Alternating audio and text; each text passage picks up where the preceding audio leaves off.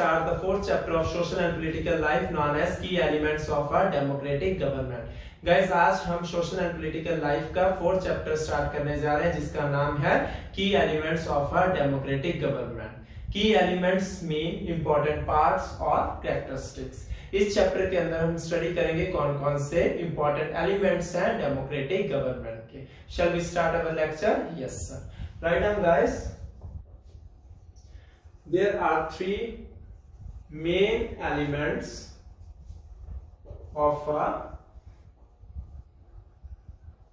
democratic government। Democratic government के तीन important elements होते हैं। First one is known as participation and accountability.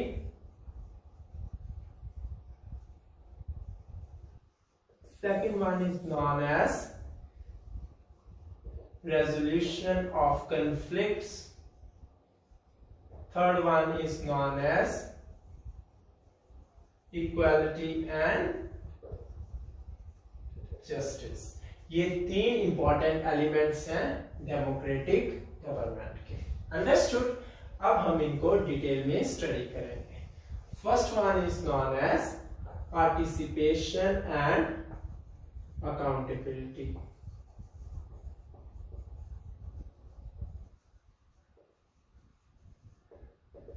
Guys, participation का मतलब होता है to take part. Democratic government के अंदर जनरल पब्लिक एक्टिवली क्या होती है? इन्वॉल्व होती है, एक्टिवली पार्टिसिपेट करती है। कौन? General public. अंडरस्टूड? तो जनरल पब्लिक जैसे आम लोग जो होते हैं, जैसे कि हम, जनरल पब्लिक किसमें इन्वॉल्व होती है? एक्टिवली इन्वॉल्व होती है इलेक्शंस में। किसके थ्रू? वोटिंग के थ्रू। इलेक्शंस से क्या होता है गाइस? लीडर्स जो होते हैं वो सिलेक्ट किए जाते हैं। ये लीडर्स क्या करते हैं गाइस? गवर्नमेंट को फॉर्म करते हैं। और गवर्नमेंट क्या करती है गाइस? गवर्नमेंट जो है वो डिसीजंस लेती है। Understood? Assume it there are two candidates। दो कैंडिडेट्स हैं, mister A and mister B. ये आपके विलेज में लीडर बनने के लिए इन्होंने कैंडिडेचर फाइल की।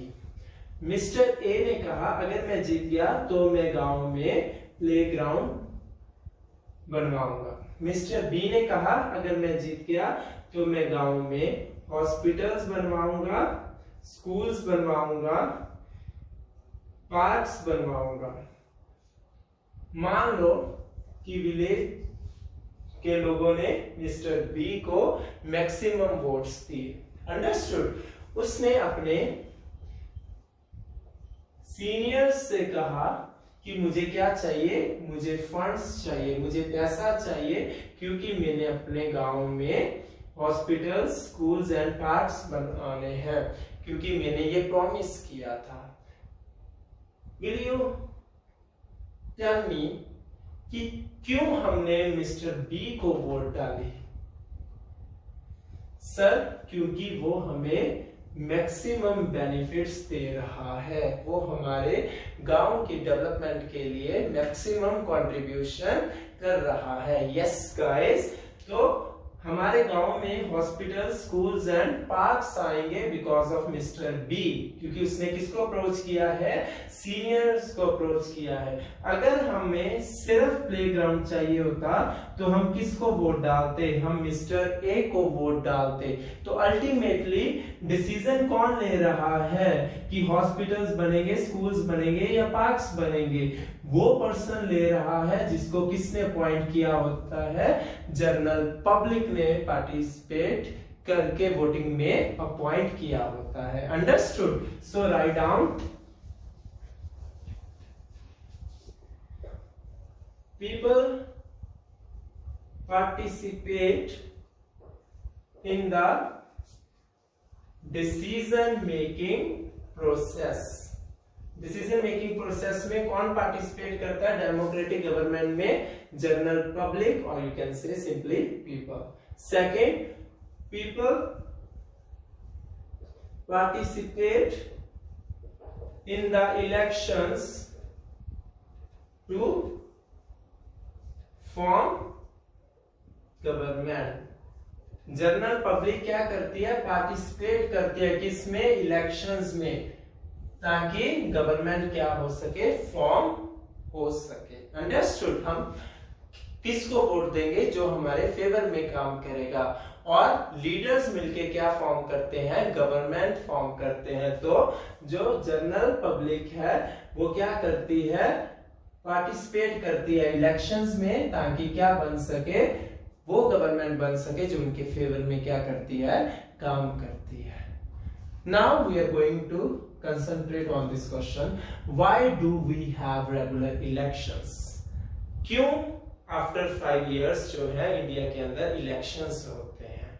गाइस बहुत ही important point of what to say discussion है। क्या, देखो हमने किसको पॉइंट किया, मिस्टर बी को हमने पॉइंट किया। अगर हम केस नंबर 1 को डिस्कस करें, we are going to consider 2 cases, case number 1 and case number 2। Case number 1 के अंदर रेगुलर इलेक्शंस नहीं होते, केस नंबर 2 के अंदर 5 इयर्स के बाद जो है वो क्या होते हैं, रेगुलर इलेक्शंस होते हैं। ये 2 केसेस हमने लिए। केस 1 जिसके अंदर रेगुलर इलेक्शंस नहीं होते, जो एक बार इलेक्ट हो गया वो थ्रू आउट हिज लाइफ क्या रहेगा, लीडर रहेगा। केस 2 के अंदर एक बंदा कितने टाइम पीरियड के लिए अपॉइंट होगा, 5 इयर्स के लिए अपॉइंट होगा। अगर वो सही काम करेगा तो वो क्या हो जाएगा, री इलेक्ट हो जाएगा, अदरवाइज हम उसको क्या कर देंगे, चेंज कर देंगे। गाइस इंडिया के अंदर जो केस एप्लीकेबल हो रहा है वो कौन सा हो रहा है, केस 2। क्यों, क्योंकि हमारे 5 इयर्स के बाद क्या हो रही है, वोट्स होती हैं। अंडरस्टूड। अब हम केस 1 को डिस्कस करने लग रहे हैं, जिसके अंदर लिखा हुआ है कि एक बार अगर आप लीडर बन गए तो आप थ्रू आउट अपनी लाइफ क्या रहोगे, लीडर रहोगे। तो ये बहुत ही इंपॉर्टेंट पॉइंट है जो हमें डिस्कस करना चाहिए। मान लो मिस्टर बी जो है वो क्या बन गया है, लीडर बन गया है। केस 1 की बात कर रहे हैं। थ्रू आउट हिज लाइफ वो क्या रहेगा, लीडर रहेगा। बाय चांस पहले वो क्या था, बहुत ज्यादा इनोसेंट था, उसने फर्स्ट ईयर अच्छा काम किया, सेकंड ईयर बहुत अच्छा काम किया, थर्ड फोर्थ फिफ्थ उसको लगा कि ये पैसा मैं किस लिए यूज कर सकता हूँ, अपने सेल्फिश मोटिव को सेटिस्फाई करने के लिए यूज कर सकता हूँ। उसने 2 साल में पार्क्स तो बनवा दिए, लेकिन जो हॉस्पिटल्स के लिए पैसा आया उसने उस पैसे को अपने सेल्फिश मोटिव के लिए क्या कर लिया, यूज कर लिया। अब उसको कोई निकाल नहीं सकता, क्योंकि रूल क्या है, एक बारी अगर आप वोटिंग में लीडर इलेक्ट होते हो तो आप थ्रू आउट क्या रहोगे, लीडर बन के रहोगे। तो अब मिस्टर बी क्या कर रहा है, अपनी पावर को मिसयूज कर रहा है। इसी कारण से हम क्या करते हैं, हम 5 सालों के बाद दोबारा इलेक्शंस करवाते हैं, ताकि गवर्नमेंट क्या ना कर सके, अपनी पावर को मिसयूज ना कर सके। अगर 5 इयर्स मिस्टर बी ने अच्छा काम किया है तो हम उसको क्या कर देंगे, दोबारा इलेक्ट कर देंगे, अदरवाइज हम दूसरे पर्सन को मैक्सिमम वोट्स देके क्या बना देंगे, लीडर बना देंगे। तो बार बार अगर हम बात करते हैं कि 5 इयर्स के बाद इलेक्शंस क्यों होती हैं, why do we have regular elections, वो इसलिए होती हैं ताकि गवर्नमेंट अपनी पावर को क्या ना कर सके, मिसयूज ना कर सके। अंडरस्टूड। अब यहाँ पर मिस्टर बी को क्या करना होगा, बहुत लॉयल्टी से वर्क करना होगा, बहुत अच्छा काम करना पड़ेगा उसे, ताकि वो दोबारा क्या हो सके, लीडर इलेक्ट हो सके। अदरवाइज गवर्नमेंट के अंदर उसको दोबारा लीडरशिप नहीं मिल सकती, क्योंकि वो काम अच्छा नहीं कर रहा, जनरल पब्लिक उसको वोट नहीं देगी। तो इसलिए हमारे कंट्री के अंदर 5 इयर्स के बाद क्या होती हैं, इलेक्शंस होती हैं। Now I am going to discuss the word accountability. Guys accountability को आपने याद रखना है इस वर्ड से, अनस्टेबल। अकाउंटेबिलिटी का मतलब क्या होता है? अनस्टेबल। मान लो आपके मैथ्स में 0 मार्क्स आए, तो आप अपनी परफॉर्मेंस के लिए अनस्टेबल हैं। आपको अपने आप को जस्टिफाई करना होगा अपने पेरेंट्स के सामने। अंडरस्टूड? इसी तरह से जो गवर्नमेंट होती है वो भी क्या होती है? अनस्टेबल होती है। किसको? जनरल पब्लिक को। Government is accountable towards general public. Government is unstable to its general public. Understood? जिन्होंने उन्हें इलेक्ट किया है उनको आंसर देना पड़ेगा। किसको?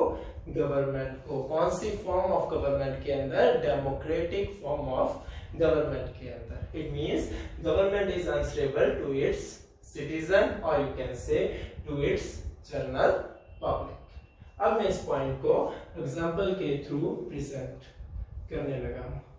मान लो ये गवर्नमेंट लीडर का क्या है? घर है। मान लो ये कौन है? Mister x.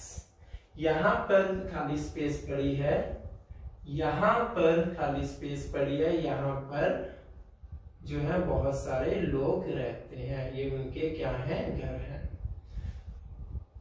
अब मिस्टर एक्स ने पार्क बनवाना है। उसके पास 2 जो है अवेलेबल प्लेसेस हैं। उसने क्या किया? अपने खुद के बेनिफिट के लिए यहाँ पर पार्क बना दिया। ये वाले एरिया को उसने यूज नहीं किया, जबकि मैक्सिमम बेनिफिट किसको होता? अगर यहाँ पर पार्क बनता तो इन लोगों को होता। और ये क्या है? ये है मेन रोड जिसपे बहुत ज्यादा क्या है? ट्रैफिक है। तो इन लोगों के लिए यहाँ जाना बहुत ज्यादा क्या है? मुश्किल है। अंडरस्टूड? तो 2 प्लेसेस में से मिस्टर एक्स ने कौन सी प्लेस चूज की? जो उसके घर के पास थी, क्योंकि उसको लगा मैं रोज पार्क जाया करूंगा। लेकिन उसने इन लोगों के इंटरेस्ट को क्या कर दिया? इग्नोर कर दिया। अब ये लोगों ने क्या किया? मिस्टर एक्स को अप्रोच किया कि आपको जस्टिफाई करना पड़ेगा कि आपने इस वाली प्लेस को क्यों चूज किया, इस वाली प्लेस को क्यों चूज नहीं किया। तो मिस्टर एक्स जो है वो अनस्टेबल है। किसके लिए? अपने डिसीजंस के लिए। अंडरस्टूड? अगर मिस्टर एक्स उन्हें सेटिस्फाई कर देते हैं, देयर आर 2 केसेस कि मिस्टर एक्स ने उन्हें क्या कर दिया? सेटिस्फाइड कर दिया। जस्ट सेकंड वन, उन्हें क्या किया? डिससेटिस्फाई किया। अगर मिस्टर एक्स उन्हें सेटिस्फाई कर देते हैं कि मैंने यहाँ पर पार्क इसलिए बनाया ताकि यहाँ पर मैं क्या बना सकूं? प्लेग्राउंड बना सकूं और बच्चों के लिए यहाँ जाना मुश्किल है तो वो प्लेग्राउंड में यहाँ पर खेल लेंगे। तो ये जो आंसर है वो क्या है? कुछ हद तक जस्टिफाई हो रहा है। तो अगर उसने सेटिस्फाई कर दिया तो ओके। अगर उसने डिससेटिस्फाई कर दिया इन लोगों को, तो ये लोग क्या करेंगे? ये लोग स्ट्राइक करेंगे, ये लोग उसके खिलाफ रैलीज निकालेंगे। ये लोग किसको यूज करेंगे? मीडिया को यूज करेंगे। जैसे कि न्यूज़पेपर में उसकी कंप्लेंट करेंगे, टीवी से रिपोर्टर्स को वो क्या करेंगे? अप्रोच करेंगे। तो यहाँ पर क्या हो रहा है? मिस्टर एक्स को अपने डिसीजन को क्या करना पड़ रहा है? जस्टिफाई करना पड़ रहा है। तो इट मींस मिस्टर एक्स जो है वो क्या है? अकाउंटेबल है। किसके लिए? जनरल पब्लिक के लिए जो उसने डिसीजन लिया है। अंडरस्टूड? जो भी डिसीजन गवर्नमेंट लेती है डेमोक्रेटिक गवर्नमेंट के अंदर, उनको क्या करना पड़ता है? जस्टिफाई करना पड़ता है। गवर्नमेंट को आंसर्स देने पड़ते हैं जो भी क्वेश्चंस रेज किए जाते हैं। किसके द्वारा? जनरल पब्लिक के द्वारा। अदरवाइज वो दोबारा उनको क्या नहीं करेंगे? इलेक्ट नहीं करेंगे अगर गवर्नमेंट उनको अप्रोप्रिएट आंसर्स नहीं देती। Understood? Now I am going to explain one case from your book. ये केस कौन सी कंट्री का है guys? This case is of South Africa. ये साउथ अफ्रीका का केस है। साउथ अफ्रीका के अंदर जो लोग रह रहे हैं वो बेसिकली व्हाइट पीपल हैं जो वहां पर आके सेटल हुए। सेकंड वन ब्लैक पीपल जो वहां पर ऑलरेडी रह रहे थे। थर्ड वन इंडियंस जो वहां पर लेबरर बन के गए या ट्रेडर्स बन के गए। Understood? This is a sort of story. इस स्टोरी के अंदर जो है 4 मेन कैरेक्टर्स हैं। First one is known as Maya, second one is known as Maya's mother, third one is known as Hector Peterson, fourth one known as policeman. These are the 4 main characters of the particular story जो मैं आपको अभी सुनाऊंगा। माया's mother, माया की mother क्या करती है? माया को एक स्टोरी सुनाती है। और माया कितने साल की है? माया 11 years old गर्ल है। एक दिन माया की मदर माया को एक स्टोरी सुनाती है। क्यों स्टोरी सुनाती है? क्योंकि माया को एक स्क्रैप बुक मिलती है। उसके अंदर बहुत सारी क्या होती हैं? पिक्चर्स होती हैं। और वो पिक्चर्स किसकी होती हैं? हेक्टर पीटरसन की होती हैं। मींस बहुत सारे न्यूज आर्टिकल्स जो होते हैं वो पब्लिश हुए होते हैं और उसमें मेन कैरेक्टर कौन होता है? Hector Pieterson. और उसको क्या कर दिया जाता है? पुलिस के द्वारा शूट कर दिया जाता है और उसकी क्या हो जाती है? डेथ हो जाती है। अब क्वेश्चन अराइज यहाँ पर ये हो रहा है उसकी डेथ क्यों हुई?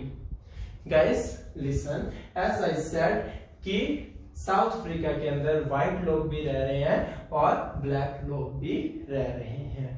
जो व्हाइट लोग होते हैं उनको सुपीरियर कंसीडर किया जाता है। मींस आप मान लो कि ये अपर कास्ट के लोग हैं, I am using caste word here. Black लोगों को लोअर या इंफीरियर कास्ट का माना जाता था। कहां पर? साउथ अफ्रीका के अंदर। जो हेक्टर था वो किस कैटेगरी से बिलोंग करता था? वो लोअर कैटेगरी से बिलोंग करता था। अंडरस्टूड? यहां तक समझ आ गया? Most of the advantages were given to white people. सारी और ज्यादातर एडवांटेज किसको मिलती थी? व्हाइट पीपल को। कैसे? व्हाइट एंड ब्लैक को डिस्क्रिमिनेट किया जाता था। मींस उनको सेग्रीगेट किया जाता था। व्हाइट पीपल को अगर देखा जाए उनके लिए अच्छे हॉस्पिटल्स थे एंड एम्बुलेंस भी उनकी बहुत ज्यादा अच्छी थी। ब्लैक पीपल के लिए ये फैसिलिटीज ज्यादा अच्छी नहीं थी। सेकंड वन, इनके लिए ट्रेन्स भी अलग थी। व्हाइट पीपल अलग ट्रेन्स में ट्रेवल करेंगे, ब्लैक पीपल अलग उसमें ट्रेन्स पे ट्रेवल करेंगे। इवन इनके बस स्टॉप्स जो थे वो भी क्या थे? डिफरेंट थे। फोर्थ वन जो है इनके पास क्या था? वोटिंग राइट था, जबकि ब्लैक पीपल के पास वोटिंग राइट नहीं था। तो यहां से आपको क्या पता चल रहा है कि इनको क्या किया जा रहा है? डिस्क्रिमिनेट किया जा रहा है। White people hospitals and ambulance भी उनकी अच्छी है, उनके लिए अलग ट्रेन्स है, उनके लिए बस स्टॉप्स अलग हैं, उनके लिए वोटिंग राइट्स अलग हैं। और अदर जो बेस्ट लैंड होती थी वो भी किसको दी जाती थी? वो व्हाइट पीपल को दी जाती थी, जबकि वेस्ट लैंड किसको दी जाती थी? ब्लैक पीपल को दी जाती थी। व्हाइट पीपल ने रूल करना शुरू कर दिया। कहां पर? साउथ अफ्रीका के अंदर। उन्होंने क्या किया? उन्होंने ये रूल बना दिया कि जो लैंग्वेज व्हाइट पीपल बोलते हैं वो स्कूल में पढ़ाई जाएगी। अंडरस्टूड? ये बात हेक्टर एंड उसके फ्रेंड्स को अच्छी नहीं लगी। उन्होंने कहा कि हम व्हाइट पीपल की लैंग्वेज को स्टडी नहीं करेंगे, हम अपने जो खुद की लैंग्वेज है उसको क्या करेंगे? स्टडी करेंगे।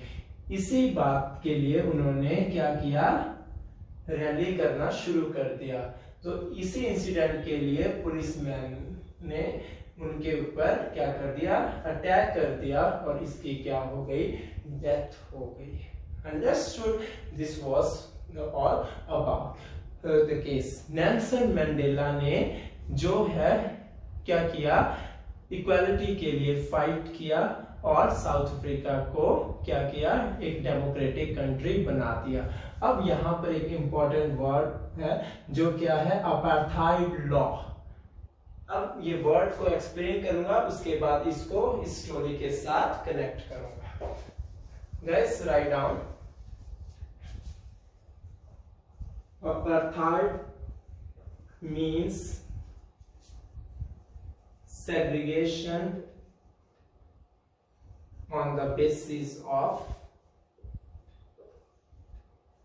race, means especially color। South Africa के अंदर जो लॉ था, ये एक लॉ बना हुआ था जिस लॉ को क्या बोलते हैं, अपार्थाइड लॉ। इसका मतलब क्या है कि लोगों को डिवाइड करना on the basis of race, mean specially colour के बेसिस पे लोगों को जब आप क्या करते हो, डिवाइड करते हो, उसको क्या बोलते हैं, अपार्थाइड लॉ। और ये लॉ क्या बोल रहा था कि white people and black people आपस में क्या नहीं हो सकते, मिक्स नहीं हो सकते, इसलिए उनके बस स्टैंड्स, उनके रेलवे स्टेशन, उनकी ट्रेन्स, उनके हॉस्पिटल्स क्या थे, अलग थे। तो ये बात जो साउथ अफ्रीका में बहुत ज्यादा क्या थी, कॉमन थी। तो नेल्सन मंडेला ने क्या किया, सभी को कहा कि इक्वल राइट मिलने चाहिए, और साउथ अफ्रीका जो है वो क्या बन गई, एक डेमोक्रेटिक कंट्री बन गई। किसके एफर्ट से, नेल्सन मंडेला के एफर्ट से। अंडरस्टूड? अब हम पढ़ने जा रहे हैं सेकंड की element, that is known as resolution of conflicts. Guys, resolution of conflicts mean to solve conflicts. ये डेमोक्रेटिक गवर्नमेंट के अंदर क्या होता है, लोगों में जो कॉन्फ्लिक्ट्स आते हैं उनको क्या किया जाता है, रिजॉल्व किया जाता है। फॉर एग्जाम्पल, क्लासरूम एग्जाम्पल लेके चल रहा हूं। There are 5 students in a class. Class के अंदर 5 स्टूडेंट्स हैं। मान लो ये 5 स्टूडेंट्स है, ये कौन है, टीचर है, और वो भी कौन सा टीचर, गेम्स का टीचर। फर्स्ट स्टूडेंट ने बोला मैंने फुटबॉल खेलनी है, सेकंड ने बोला मुझे क्रिकेट खेलनी है, थर्ड ने बोला मुझे फुटबॉल खेलनी है, फोर्थ ने बोला मुझे क्रिकेट खेलनी है, फिफ्थ ने बोला मुझे फुटबॉल खेलनी है। फुटबॉल वाले एक तरफ हो गए, क्रिकेट वाले एक तरफ हो गए। तो ये क्या आपस में क्या आ गया, कंफ्लिक्ट आ गया, मींस ये आपस में लड़ पड़े। तो गवर्नमेंट क्या करती है, इन कॉन्फ्लिक्ट्स को सॉल्व करती है। यहाँ पर किसने कॉन्फ्लिक्ट को सॉल्व किया, यहाँ पर टीचर ने कॉन्फ्लिक्ट को सॉल्व किया। अंडरस्टूड? और देश के अंदर जब भी कोई प्रॉब्लम आती है तो गवर्नमेंट क्या करती है, कॉन्फ्लिक्ट को सॉल्व करती है with the help of police and courts. और देश के अंदर बहुत सारे ऐसे रीजंस हो सकते हैं जिसके कारण कॉन्फ्लिक्ट्स अराइज होते हैं। Understood? So write down, in a democratic government,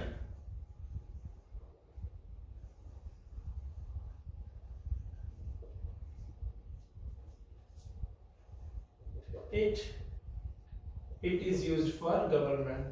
It tries to resolve the conflicts with the help of police and court. Court की हेल्प से गवर्नमेंट क्या करती है, कॉन्फ्लिक्ट्स को सॉल्व करने की कोशिश करती है। कॉन्फ्लिक्ट्स किस कारणों से आ सकते हैं, there are many causes of conflicts. एक देश के अंदर कॉन्फ्लिक्ट्स बहुत सारे कारणों से हो सकते हैं, जैसे लैंड को लेके, वाटर को लेके, रिलीजियस सेलिब्रेशंस को लेके। इन कारणों से क्या हो सकता है, देश के अंदर कॉन्फ्लिक्ट्स आ सकते हैं। तो गवर्नमेंट क्या करती है, इन कॉन्फ्लिक्ट्स को सॉल्व करने की कोशिश करती है। किस फॉर्म ऑफ गवर्नमेंट में, democratic form of government. Understood. अगर सिचुएशन आउट ऑफ कंट्रोल हो जाए तो गवर्नमेंट क्या इंप्लीमेंट करती है, गवर्नमेंट कर्फ्यू अप्लाई करती है उस पर्टिकुलर स्टेट के अंदर। अंडरस्टूड। ताकि सिचुएशन क्या हो सके, नॉर्मल हो सके। तो अल्टीमेटली हम कह सकते हैं कि डेमोक्रेटिक गवर्नमेंट के अंदर गवर्नमेंट वर्क करती है कंट्री के अंदर पीसफुली लोग रह सके, उसके लिए एफर्ट करती है। Understood. Next one we are going to cover equality and justice.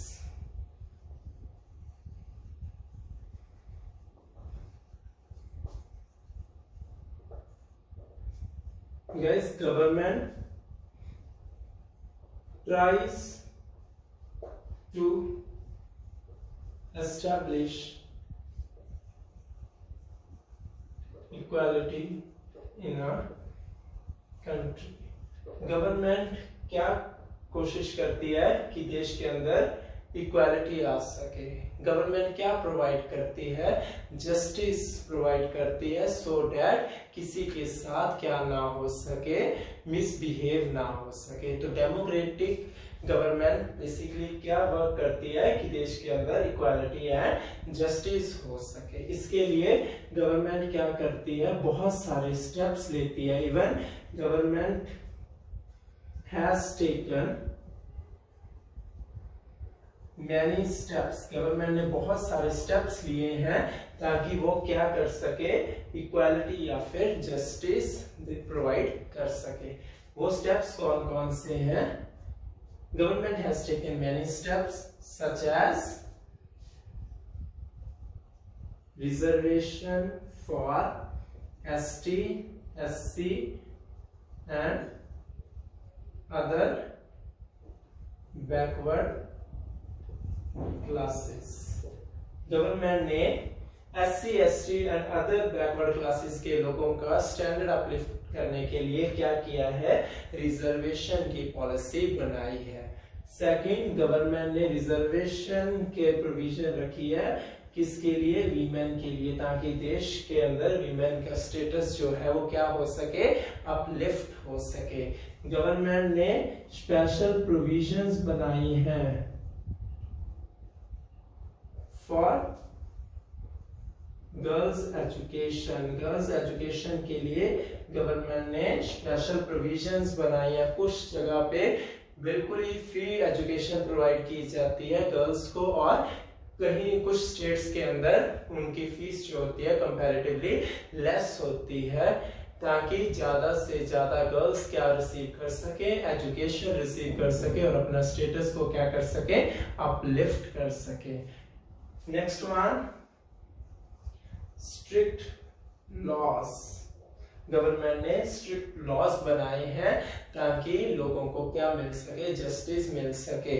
Untouchability को क्या किया है, गवर्नमेंट ने बैन किया है, सो डैट हर एक इंसान जो है वो पीसफुली इस कंट्री के अंदर रह सके। तो डेमोक्रेटिक गवर्नमेंट हमेशा वर्क करती है for the welfare of its citizens. Hope you enjoyed our today's lecture.